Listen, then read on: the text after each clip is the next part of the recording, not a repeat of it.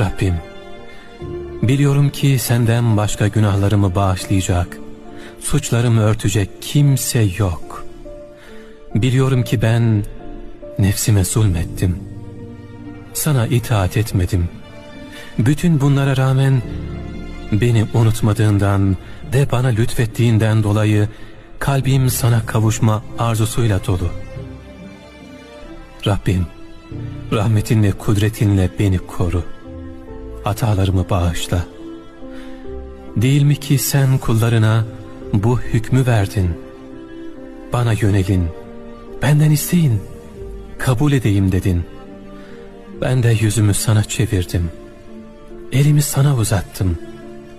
Tüm zerrelerimle sana sığınıyorum Rabbim.